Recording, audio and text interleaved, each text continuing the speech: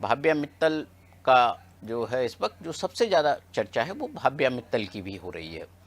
भाव्या मित्तल खरगोन की कलेक्टर हैं और 2014 बैच की आईएएस अधिकारी हैं और इनकी चर्चा पहले भी होती रही है, वो आगे हम आपको बताएंगे। लेकिन ये जो अभी चर्चा है वो मुख्यमंत्री डॉक्टर मोहन यादव ने जब मंडियों का आकस्मिक निरीक्षण की बात की तो सबसे पहला दौरा जो है खरगोन जिले से उन्होंने शुरू किया था। मुख्यमंत्री महेश्वर तहसील के कतरगांव जो मंडी है उसके आकस्मिक निरीक्षण के लिए गए थे। गेहूं के उपार्जन की प्रक्रिया चल रही थी उसी दौरान मंडी में मुख्यमंत्री पहली बार गए। इसी निरीक्षण के दौरान जो है उन्होंने बहुत सारे जो निर्देश हैं वो दिए। निरीक्षण के बारे में जो मुख्य सचिव अनुराग जैन कलेक्टरों को पहले ही सचेत कर चुके थे, इसके कारण भाव्या मित्तल भी वहाँ मंडी में मौजूद थी। मुख्यमंत्री किसानों की वहाँ बात सुन रहे थे और कलेक्टर को निर्देश भी देते जा रहे थे। बहुत सारी व्यवस्थाएं बड़ी चाक चौबंद थी। मुख्यमंत्री जब सुबह वहाँ पहुँचे तो उन्होंने देखा कि बहुत सारे किसान वहाँ खड़े हुए हैं। उन्होंने उनसे बात की, वहाँ की उनकी समस्याओं को समझा। उसी चर्चा के दौरान एक किसान ने जो है मुख्यमंत्री को ये कहा कि ये जो कलेक्टर हैं भाव्या मित्तल वो तो हमारी दीदी हैं और जब तक वो हैं तो हमें कोई चिंता करने की बात नहीं है। तो मुख्यमंत्री का जिस तरह से उन्होंने बड़े आश्चर्य और अचरज से देखा कि ये आम किसान कलेक्टर के बारे में इस तरह कैसे बोल रहा है, ऐसा क्या कारण है कि कलेक्टर की तारीफ जो है इस तरह से किया जा रहा है। उस किसान ने ही मुख्यमंत्री को बताया कि जो मुआवजे की जो के बारे में जो नई नीति सरकार ने बनाई है उसके जो फैक्टर 2 के नाम से है, इसके बारे में चर्चा की। तो जो किसान सदा से पाटीदार है उसने बताया कि ये जो है विषय, इससे किसानों को लाभ नहीं हो रहा है। इस विषय पर कलेक्टर के साथ मीटिंग पहले से तय है, तो वो कलेक्टर इस विषय पर किसानों से बात करने वाली हैं। वहाँ खरगोन जिले में जो धामनोद बड़वा 4 लेन में जितनी भूमि सरकार ले रही है उसकी गाइडलाइन में बड़ा दिलचस्प चीज़ें हैं ये होती हैं जो जिले में 20 साल से बड़ी नहीं है गाइडलाइन। आप सोचिए कि सरकार ले रही है गाइडलाइन रेट जो है हर साल जब सरकार बढ़ाने के बजाय उसको कम कर देती है। ऐसा कहीं होता नहीं, शहरों में हमने देखा नहीं है। अब फैक्टर 2 लागू होने से क्या होगा कि किसानों को जो लाभ सरकार देना चाहती है वो लाभ मिलेगा ही नहीं, क्योंकि फैक्टर 2 कहता है कि जो भी आपका वहाँ का गाइडलाइन मूल्य है उससे 4 गुना देना। 4 गाइडलाइन मूल्य ही यदि होगा तो फिर कैसे होगा। तो इस विषय पर मुख्यमंत्री ने कहा है कि वो किसानों से बातचीत करके इस विषय में जो भी विसंगतियाँ हों उनको समन्वय के जरिए ठीक किया जाए। यदि गाइडलाइन रेट बढ़नी होगी तो निश्चित तौर पर गाइडलाइन रेट भी वहाँ बढ़ेगी। भाव्या मित्तल को बहुत लंबा समय वहाँ नहीं हुआ, अभी लगभग 1.25 साल से ही वो खरगोन में है। इसके पहले वो बुरहानपुर की कलेक्टर थी।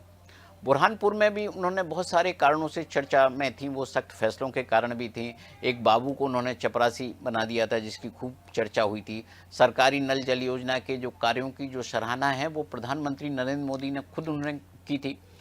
भाव्या मित्तल सम्मानित भी हो चुकी हैं, राष्ट्रपति ने उन्हें सम्मानित किया है। वो दिल्ली से पढ़ी हुई हैं और खरगोन जैसे आदिवासी इलाके में, निमाड़ मालवा के धूप वाले इलाके में वहाँ नौकरी कर रही हैं। एमटेक तक की पढ़ाई है और 2013 बैच की आईएएस अफसर हैं। बहुत टॉपर हैं, 34वीं रैंक उन्हें हासिल हुई थी। पहले उत्तर प्रदेश कैडर मिला, बाद में शादी के बाद वो मध्य प्रदेश आ गए। उनके जो पति ऋषभ गुप्ता वो खंडवा में कलेक्टर हैं। मध्य प्रदेश आने के बाद भाव्या मित्तल की ज़्यादातर पोस्टिंग निमाड़ मालवा के इलाके में हुई है। वे धार और नीमच में भी रहीं, इंदौर नगर निगम में व्यापार आयुक्त भी रहीं। इसके बाद बतौर बुरहानपुर कलेक्टर में उनकी पहली पोस्टिंग हो गई। बुरहानपुर के बाद खरगोन में कलेक्टर बन गई। भाव्या मित्तल बहुत स्ट्रिक्ट हैं। अगस्त 2025 में उन्होंने बहुत सारे एक्शन लिए। जो ई गवर्नेंस प्रबंधक प्रमोद पवार और सहायक प्रबंधक विपिन कुमार सिंह की जो कॉन्ट्रेक्चुअल अपॉइंटमेंट था वो ख़त्म कर दिया। 84 लाख रुपए के गबन का मामला था। जो पिछड़ा अल्पसंख्यक कल्याण विभाग के सहायक संचालक जो डीडीओ थे उनके खिलाफ भी पुलिस में एफआईआर उन्होंने करा दी थी, गड़बड़ी उन्हें वहाँ भी मिली थी।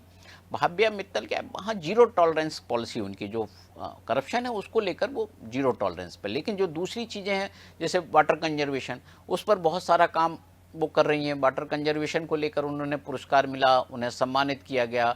जो खरगोन की जल संरचनाएँ हैं उनको वो जीवित कर रही हैं, जल संचय की क्षमता दुगनी कर रही हैं।